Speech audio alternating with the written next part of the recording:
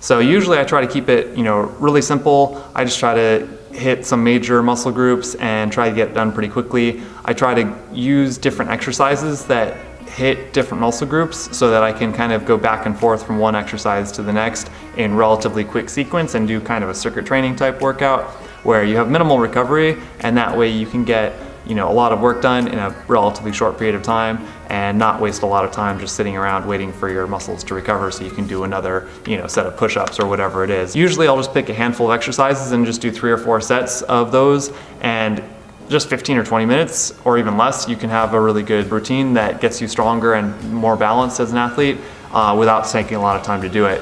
So I would definitely recommend trying to find a routine that works well for you. You could just copy mine or add something to it, or just find variations that work better for you. But if you're on the road, if you're busy at work, if you have a lot of meetings, if you have family stuff that keeps you busy, don't take the day out entirely off unless you plan to. Sometimes just 15 minutes of core work can satisfy your desire to get some exercise and to help keep you fit, but doesn't necessarily take as much time as a longer run or ride or a trip to the pool might take. I hope some of that was useful to you, and I hope that it inspires you to go out a few times a week and do some core work, do some strength work, and make sure that you're a pretty well-balanced, more well-rounded athlete.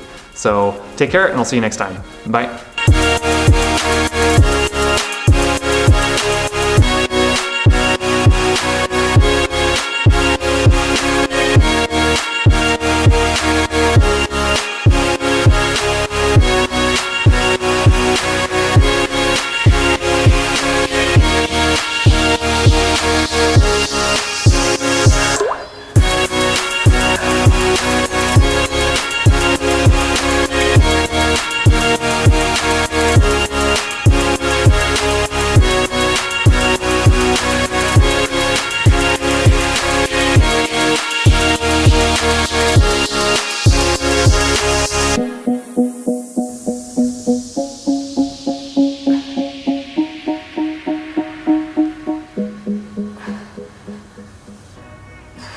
So I'll start with just some basic body weight squats. Usually I find that it's helpful to put my arms out in front a little bit as I go down, but you can kind of experiment with what works well for you. But I think that's kind of the conventional way that a lot of people find works best for them. But you want to make sure that your back is pretty straight and you're not really arching it forward. So you're bending at the hips and the knees and keeping your heels on the ground and not rocking too far forward onto the balls of your feet. You want to make sure that you're engaging your posterior chain really well. And you want to do it really controlled and pretty powerfully. If it's just your body weight, it might not be that challenging, but as you keep doing it, it gets much more so.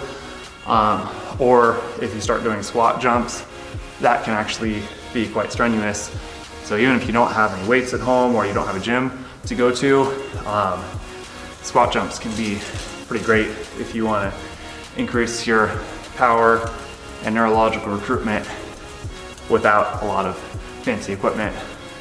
At home, I just have a couple of 25-pound dumbbells and some 35s, and you can do the same thing, just holding dumbbells out of your side and make it a lot harder by adding however much weight is appropriate for you or whatever you have at home. But I really love doing this. I think it's great for activating your posterior chain and strengthening that. A lot of times for cyclists, that's underutilized and can benefit from a little bit of extra work.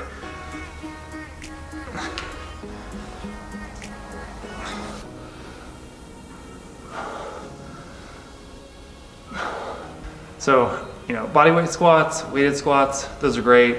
They work out your whole legs pretty well, and that translates really well into running and cycling, improved strength and durability. I've definitely found that to be one of the biggest assets that I've had as a cyclist, helping to improve my seated power and my time trialing ability. And for somebody that rides a lot out of the saddle when I'm climbing, it has been really helpful in transforming me into being a more effective in the saddle climber, which isn't always necessarily better, but a lot of times for shallower, more extended climbs, it's really helpful to be in the saddle more of the time, because getting out of the saddle can use a little more oxygen, use a little bit more fuel, and over the long run become a little bit more tiring. It's generally more efficient if you're in the saddle for more of that time. So I like doing lunges as well. They're really good for increasing the amount of stabilization that you have to do while you're engaging your glutes and your hamstrings and your quads all kind of together. So lunges, bodyweight lunges or weighted lunges, and similarly doing step ups onto a box are some of my favorite exercises that I'll do at home. Again, just body weight or with some dumbbells. There's obviously the option of doing the same exercise weighted. Definitely gets a lot more challenging because all your weight is just on the one leg. So sometimes you might find it challenging to use the same weights doing lunges that you had done easily if you were doing squats. So for that reason, I find it useful to have a couple sets of dumbbells at home. Or you could just work up to it, start with body weight. Maybe you just get one set of dumbbells, and after a while, you start doing them weighted after just doing maybe body weight lunges and weighted squats. So lunges are great. They definitely work you in a very similar way to cycling or running, because you're just using one leg at a time and you have a little bit of twisting action going on with your torso. I also really like box step-ups for that. Out in the real world, I really like uphill sprinting and uphill stair and stadium running for the high level of muscle activation and the strengthening aspect of it. It's really good for developing power on the bike or on the run. But weighted, I like doing box step-ups. And it's fun because it's actually surprisingly challenging, and it's hard not to cheat. I always find myself pushing off with my lower foot, which obviously gives a big amount of assistance to the upper foot that's supposed to be actually doing the work.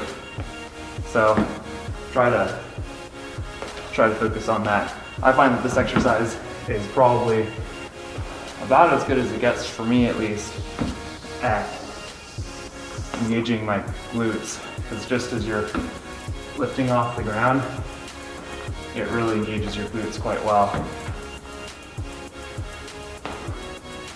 And you might see that I'm moving around just a little bit from side to side. It's surprisingly difficult, at least for me, to keep my body perfectly in line and steady. So I think doing sports like running and cycling, where they're generally very stable, it's nice to have a little bit of instability added to the equation so that you hopefully get a little bit more strength and some of those lateral muscles that keep you stable while you're riding or running. So generally speaking, most endurance athletes don't want to do a ton of strength work for fear that it's going to waste a lot of their energy that they could be spending running or cycling or swimming, depending on their sport. Or they might be concerned that it'll add a lot of unnecessary muscle mass that could slow them down when they're running or riding. Muscle mass isn't really a problem for swimmers, but for triathletes and runners and cyclists, definitely, if you're 5 or 10 pounds heavier, that's gonna hurt you going uphill on the bike. It's gonna hurt you pretty much all the time running. So it is definitely advantageous for endurance athletes not to be too muscular if they're primarily performance driven and they race, for example. On the other hand, if you're just trying to be healthy and fit, just running or just cycling and doing nothing else probably isn't the best thing for you. And for most athletes, doing just a minimal amount of whole body strengthening, whether that's core work or upper body work, and definitely leg work, definitely can carry over and make you perform a little bit better. So that's something you'll commonly see for professional cyclists. They'll do a lot of core work and strength work in the off season. They might taper that off during the racing season because it's very strenuous for them. A lot of times if you have maybe a break in the racing season where you have a month without any high priority races, you might go back to the gym a few times or do a little bit more strength work at home. I would definitely encourage that and have done that over the years quite a bit. But if you're racing every weekend, or if you're doing stage races, or if you're getting ready for an Ironman and you're a month out from it, you might want to stop doing anything other than just basic core work.